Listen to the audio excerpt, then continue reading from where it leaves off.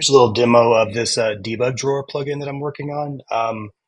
We have this very complex form that does a lot of events. It has a lot of event-driven stuff in the background. It makes a lot of API calls, so it's very dynamic.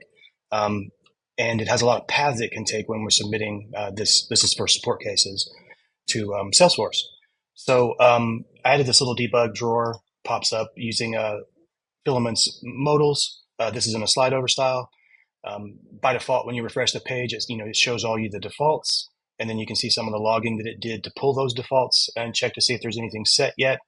Most of that's triggered by after state updated or options in Filament, if you're familiar with Filament. So we put in an email address, select some products. It'll start pulling up products here. Just pick a product group and a product series for now.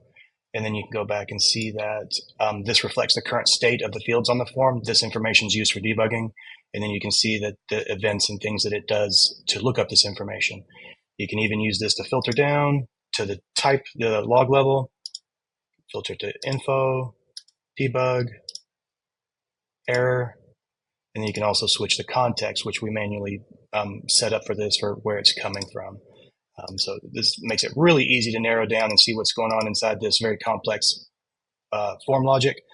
We can see all the back-end stuff. When the form's submitted, we also capture that. So this has been really handy.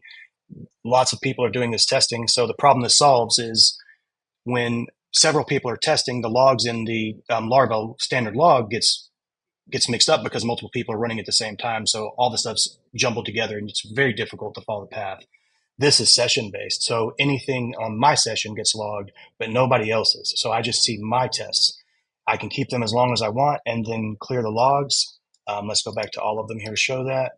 We can go to all context and all log levels and then clear them, and the logs are all gone. Go back here and let's switch to lookup by serial, and logging has started again. So you can just keep refreshing and check what's going on at that particular point in time in the state. And then when you're sure what's going on, you want to go to the next step, you can clear your logs just like you would in the command, at the command line with Command K or Control K if you're on Windows, to clear the buffer. So this basically works exactly the same way. One little thing I like about it that I added was the ability to copy this data to share with other people. So you can see we've got the copy icon anywhere we need to use it. This one will copy all of this data.